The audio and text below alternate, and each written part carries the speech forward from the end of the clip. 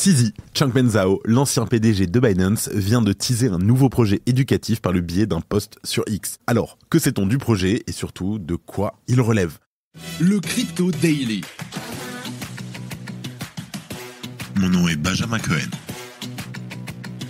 Et vous êtes bien sur le Crypto Daily. Le podcast qui traite de l'actualité crypto, NFT et métaverse. Dans vos oreilles, chaque jour, du lundi au vendredi.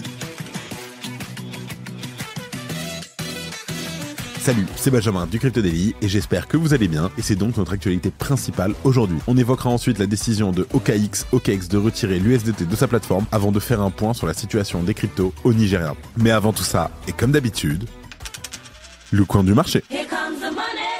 Here we go. Et on a la correction qui était redoutée depuis plusieurs jours et elle semble bien avoir lieu. On a Bitcoin qui perd 7% sur les 24 dernières heures et qui redescend à un prix de 63 000 $. L'Ethereum perd lui 10% et se situe à un prix de 3 250 $. Le Sol passe à la 4e place des capitalisations boursières devant le BNB et malgré une chute de 13%, le BNB perd lui dans le même temps 11%. Le XRP et la Dash chutent respectivement de 5,8% et 11,5%. La VAX perd 7% tandis que le Dodge s'effondre de 14%. Moi, je considère ça comme étant les soldes. J'ai personnellement racheté. Je ne vous dis pas de racheter ou de vendre. Vous êtes maître de vos décisions. Et voilà. Et en première news, on parle donc de CZ qui revient et qui prépare un nouveau projet autour du Web3. Alors, Changpeng Zhao, l'ancien PDG de Binance et surtout une figure emblématique du monde des cryptos, fait face à une période incertaine. Il attend notamment sa condamnation prévue fin avril après avoir plaidé coupable à une accusation de crime fédéral. Et malgré ce contexte, il vient de réapparaître sur la scène médiatique avec l'annonce d'un projet novateur en promettant qu'il n'y aurait aucun token adossé. Pour rappel, CZ a quitté son poste de PDG de Binance il y a quelques mois en novembre dans le cadre d'un accord de plaidoyer avec le ministère américain de la Justice. Zhao a déclaré qu'il plaiderait coupable à des accusations liées à la violation de la loi sur le secret bancaire et accepterait de payer une amende de 50 millions de $. À noter que la loi sur le secret bancaire impose aux entreprises d'aider le gouvernement à prévenir le blanchiment d'argent et d'autres délits financiers. Cet accord comprend également un paiement de 4,3 milliards de dollars de la part de Binance pour régler des litiges et un plaidoyer de culpabilité de CZ pour défaut de mise en place d'un programme efficace de lutte contre le blanchiment d'argent. Et en début de semaine, on apprenait également que Binance s'est séparé de Binance Labs, sa branche d'investissement avec plus de 10 milliards de dollars d'actifs sous gestion. Et bien qu'aucune communication officielle n'ait été publiée, cette information a été discrètement révélée dans le pied de page du site internet de Binance Labs. De son côté, CZ, sous caution avec une obligation de 175 millions de dollars, attend sa sentence tout en gardant espoir de pouvoir rendre visite à sa famille aux Émirats Arabes Unis. Mais hier, il a donc rompu son silence pour annoncer un projet centré sur l'éducation lié à la technologie blockchain et aux cryptos. Alors l'annonce de CZ a suscité bien sûr une vague de spéculation parmi ses abonnés, bien que les détails du projet restent encore flous. En parallèle, Binance et sa filiale américaine restent dans le collimateur de la SEC, suite notamment à une plainte qui a été déposée en juin 2023. Binance reste toujours le premier exchange de crypto en termes de volume au comptant. Au 18 mars, Binance a d'ailleurs rapporté 727 milliards de dollars, soit 46% du volume total du marché au comptant de ce mois-ci, qui s'élève à 1,57 trillion de dollars.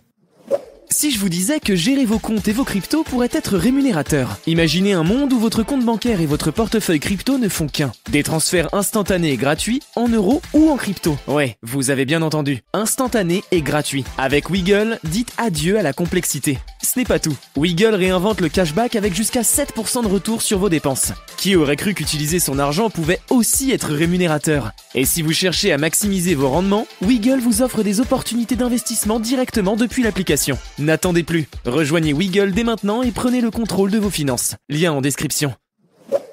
En deuxième news, on parle d'OKX qui va retirer les paires en USDT en Europe. Alors, la bourse de crypto-monnaie OKX, appelée OKX aussi, serait en train de retirer de sa plateforme les paires Tether, donc l'USDT, dans l'Union européenne. L'exchange supportera donc certainement les paires qui sont basées sur l'USDC et l'euro. Et selon le message présumé d'OKX, la bourse prévoit d'ajouter 30 nouvelles paires d'échanges pour compenser les suppressions. Il ajoute que les exigences réglementaires sont à l'origine des variations de cotation des jetons dans les différentes régions. OKX n'a pour l'instant d'ailleurs aussi pas encore publié de déclaration publique sur le retrait de la liste, mais les amis de chez CryptoSlate ont pu confirmer que l'exchange ne propose plus de paires USDT crypto en Allemagne. À l'inverse, la page d'insistance de l'exchange, qui a été mise à jour le 15 mars, indique que les paires USDT sont toujours disponibles dans l'espace économique européen. Alors, de plus en plus de discussions sur les médias sociaux suggèrent que la suppression récente de certaines inscriptions est surtout liée aux réglementations sur les stablecoins décrites dans le système de MiCA. Le 14 mars, les autorités de l'Union européenne ont proposé des lignes directrices pour les procédures de réclamation des émetteurs de stablecoins. La législation MiCA de l'Union européenne devrait être pleinement opérationnelle d'ici à la fin de 2024. Toutefois, les réglementations relatives aux stablecoins seront mises en œuvre à partir de juin 2024, avant le parquet législatif complet. Et selon les nouvelles règles, seuls les établissements de monnaie électronique, donc EMI, et les établissements de crédit sont autorisés à émettre des stablecoins. Circle et son USDC sont en position de force pour répondre à ces exigences, car la société a demandé une licence d'IME en décembre 2023, après avoir annoncé son enregistrement conditionnel en France. Elle a explicitement déclaré que ses efforts l'aideraient à se conformer au régime des marchés des cryptoactifs de l'Union européenne. De son côté, Tether ne semble pas du tout prêt à se conformer à MiCA et pourrait donc laisser le champ libre à ses concurrents en Europe. Bien sûr, on vous tient au courant dès qu'on a du nouveau. Merci d'écouter le Crypto Daily. En deuxième news, le Nigeria va durcir l'accès au pays pour les exchanges. Alors, les autorités nigérianes semblent décider à poursuivre leur politique restrictive à l'égard de l'industrie des crypto-monnaies.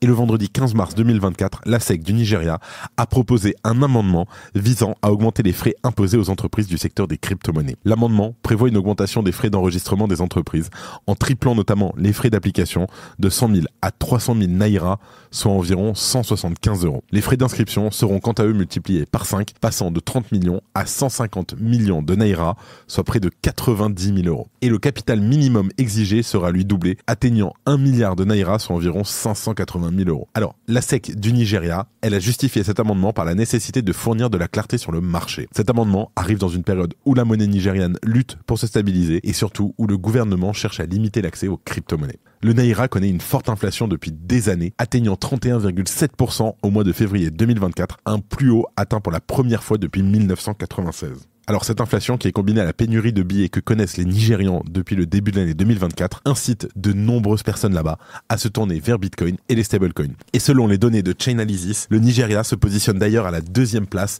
au classement des pays ayant le plus adopté les crypto-monnaies. Au mois de janvier 2023, l'intérêt accru pour le Bitcoin au Nigeria avait notamment provoqué une hausse anormale de son prix sur les plateformes d'échange locales, où son prix était supérieur de 38% par rapport aux marchés internationaux. Bitcoin se négocie alors à 37 000 $ au Nigeria, contre 23 000 $ sur les plateformes internationales. Les régulateurs ont aussi récemment intensifié leurs efforts contre l'industrie des crypto-monnaies, accusant notamment Bitcoin et ses semblables de contribuer à l'affaiblissement du naira. On s'en rappelle, et je terminerai là-dessus, mais il y a quelques semaines, Richard Teng, donc le nouveau PDG de Binance, était notamment convoqué par la commission des crimes financiers de la Chambre des représentants du Nigeria pour répondre à des accusations de financement du terrorisme et de blanchiment d'argent.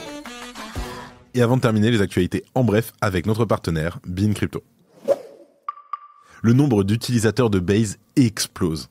Alors, le volume des transactions quotidiennes sur Base a explosé à 2 millions suite au lancement de Denkun. Après la mise à jour, le nombre de transactions quotidiennes a quintuplé, passant d'une moyenne de 440 000 à plus d'1 million. Une image originale du mème Dog with Hat vendue pour 4,3 millions de $. Alors, l'inspiration photographique derrière le meme coin viral de Solana, le Dog with Hat, vous savez, c'est ce petit Shiba Inu avec un petit bonnet rose, très mignon d'ailleurs, a été acheté en tant que NFT par le même trader qui a gagné un pari de 10 millions de $ contre Do Kwon, le fondateur de Terraform. Etherfi réalise son airdrop. Alors Etherfi, le projet de restacking liquide le plus capitalisé, a commencé à distribuer 60 millions de son token natif ETHFI, donc Etherfi, équivalent à environ 210 millions de $. Suite à cette distribution, Etherfi a chuté de plus de 25%. Les pre-sales de Memecoin de Solana lèvent 100 millions de $ en 3 jours. Alors, on vous en parlera probablement un peu plus demain, mais depuis le début de l'année, l'engouement pour les Memecoins, principalement sur le réseau Solana, atteint des sommets avec plus de 100 millions collectés en pré-vente en seulement 3 jours. C'est dingue. Et voilà, c'est tout pour ce résumé de l'actualité. N'hésitez pas à vous abonner si c'est pas déjà fait. Aussi, envoyez-nous des petits messages d'amour. Vous êtes de plus en plus nombreux à écouter chaque jour le podcast, à lire chaque jour la newsletter. Merci à tous. Sachez qu'on lit tous vos retours. Même moi, je les lis personnellement tous les soirs. Donc, n'hésitez pas à envoyer un petit message d'amour, de haine, ce que vous voulez. Si vous avez des conseils pour peut-être améliorer quelque chose, etc. On est toujours disponible. Salut à tous. C'était Benjamin pour le Crypto Daily. Et moi, je vous dis à demain. C'était Benjamin pour le Crypto Daily. Merci et à très vite.